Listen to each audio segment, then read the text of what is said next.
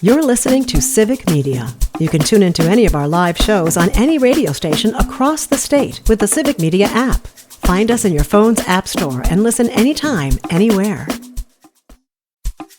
This is your WLAK Daily News Roundup for Lake Air, 107.5 FM and 1260 AM in Amory. For WLAK News, I'm James Kelly. A Grantsburg woman has been arrested after authorities allegedly discovered a drug lab in the former Red Stag Saloon building. According to a press release, 51-year-old Laura Chamberlain was arrested last week following a raid involving multiple agencies. Authorities allegedly received a tip that the building was being used to produce DMT, a powerful hallucinogen and a controlled substance. They also say they recovered numerous firearms and drug paraphernalia. Chamberlain was taken to the Burnett County Jail on multiple charges. A Hayward man accused of thefts in 2 counties has been sentenced in one of the cases against him. According to court documents, 37-year-old Nathan Conover was arrested after allegedly stealing multiple catalytic converters from a transit facility in Sawyer County. The 2023 investigation into those thefts allegedly led law enforcement authorities to connect him to other thefts in Washburn County. Conover previously entered into a plea deal for a reduced charge in Washburn County, but the Sawyer County charges are still proceeding. State legislators are pushing for more frequent inspections of parking garages in Wisconsin a couple years after a collapse in Glendale. The bipartisan legislation would require parking garages to be inspected every 5 years. Currently, private parking garages only need to be inspected before construction, during construction, before occupancy, and any time a change to the facility is made. Experts say the garages can spend years deteriorating in harsh winter conditions, and owners who do not comply with the requirement could be fined.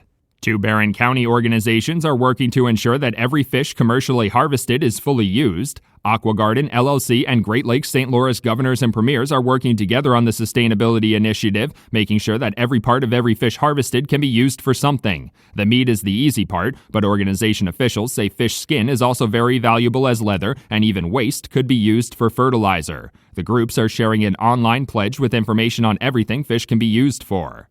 With just days to go until the nonpartisan Wisconsin Supreme Court election, President Donald Trump has endorsed Judge Brad Schimmel. President Trump claimed if Schimmel's liberal-backed opponent, Judge Susan Crawford, won the election, the movement to restore America would bypass the state. Elon Musk-backed groups have also invested millions of dollars into the race, even offering residents who sign a petition against her $100. Crawford's campaign called Schimmel a corrupt politician who will bend the knee to right-wing special interests.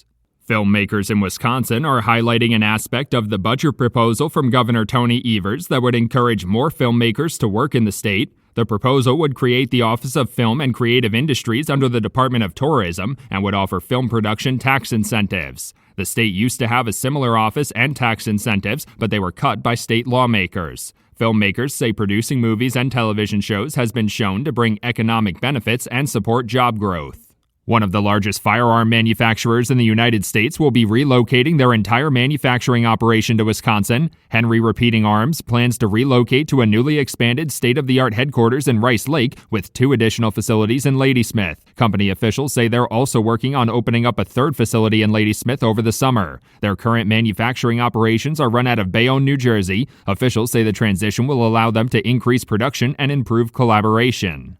A Washburn County nonprofit has launched a new program to help seniors and adults with disabilities access transportation services. The Neighbor to Neighbor organization's new program utilizes volunteers with their own vehicles to transport people who can't drive themselves around the area. Participants in the program can use the service to get to medical appointments, attend community events, or just go shopping at local businesses for free. The service is primarily funded by donations, and driving volunteers are thoroughly vetted.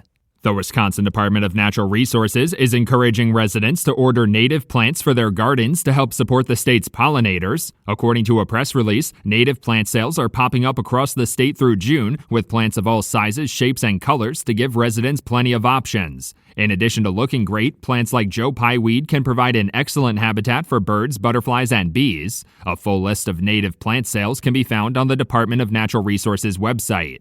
A recent report released by Insurify found that Wisconsin drivers have the second highest rate of receiving speeding tickets in the country. According to the report, nearly 8% of drivers in the state have at least one speeding ticket on their record, trailing only North Dakota at nearly 9%. Experts say the data may not be a commentary on drivers in the state as much as targeted enforcement efforts conducted by law enforcement authorities. They also say the state's roads are generally kept in good condition, which could contribute to speeding. For WLAK News, I'm James Kelly. The Badgers women win the Frozen Four. Hi, I'm Mike Clemens with sports. The Wisconsin women's hockey team beat Ohio State 4-3. Kirsten Sims with 2 goals, one to tie it up, the other for the win in overtime. All year, we have been unbelievable all year, top to bottom. This team has had so much depth. There's so much talent everywhere. To just be able to come out on top and prove it time and time again, and then to really prove it in a game like this, and this is a huge adverse game that we had to go through, and to be able to still come out on top just shows how incredible of a group this is, and I couldn't be happy enough for us. It's the 8th time the Badgers have won the women's national title under head coach Mark Johnson, who praised Sims' performance. National championship game, if you miss, the game's probably over. Then it comes down to who wants to step up. A couple players mentioned Kirsten. The ownership's hers. I'll take it. Okay, go get it. There's a team celebration open to fans tonight at the LeBron Arena in Madison. NBA, the Bucks are in Phoenix against the Suns. Milwaukee beating the Kings over the weekend 114-108. With sports, I'm Mike Clemens. On your entertainment beat, I'm Pete Schwaba. Variety reports that Paul Thomas Anderson's new film will be out soon. The director hasn't had a new release since 2021's Licorice Pizza. A teaser trailer just dropped for the film One Battle After Another, starring Leonardo DiCaprio, Sean Penn, Regina Hall, and Benicio del Toro. The film tells the story of a group of ex-revolutionaries who rescue one of their colleagues' daughters. One Battle After Another is expected in theaters in September of this year. Remember when politicians used to actually step down after scandals? There was Illinois Congressman Dan Rostenkowski's horribly divisive postage stamp scandal that led to his exit from politics, and of course Al Franken, who stepped down years ago after a controversial photo. I'm sure there were others too. Rostenkowski is a terrible actor, but luckily Al Franken still has chops. He is headed back to the Senate, this time in a fictitious role on the show Residence, a mystery that dropped on Netflix last week. I don't usually break news here, even if it's entertainment related, but there is always an exception. Vanna White, who has been turning letters on Wheel of Fortune for 43 years, recently disclosed to Drew Barrymore on her talk show that she has worn over 8,000 dresses. That's almost 1,000 more than Pat Sajak recently confessed to wearing. The beloved 68-year-old White says she's never taken a dress home, but the show does lend them out to her occasionally for big events. The wardrobe disclosure comes after White confessed to only working 34 days a year. What is the secret to keeping a show on the air for a long stretch?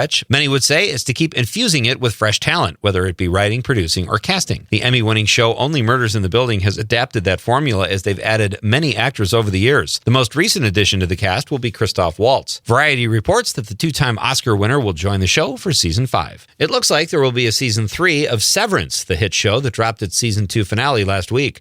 Director and executive producer Ben Stiller say there will not be as long a wait for Season 3 after there was a huge gap in between Seasons 1 and 2 thanks to the COVID-19 pandemic. The Apple TV show has been a giant hit for the streamer, which shouldn't be a surprise given 35 people have producer credits, including Ben Stiller and star Adam Scott. I'm late to the party and just started Season 1. If you want to share your thoughts on Severance or whatever you're watching, tune into Nightlight and let's discuss. If you're looking to get into the entertainment business but are lacking material, you might be interested in a piece of intellectual property that just hit the market. The rights to the Texas Chainsaw Massacre have become available, and there will most likely be a bidding war between studios and/or actors who want to star. Or you. All you need are some deep pockets. For more showbiz fun, tune into Nightlight with me, Pete Schwaba, weeknights from 6 to 8 p.m. on the Civic Media Radio Network.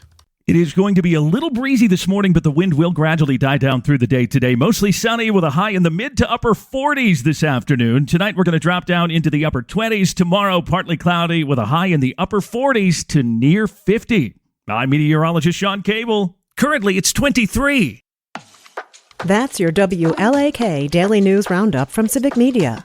Subscribe to this podcast on Spotify, Apple, or wherever you find your podcasts. Find more news at lakeair.radio.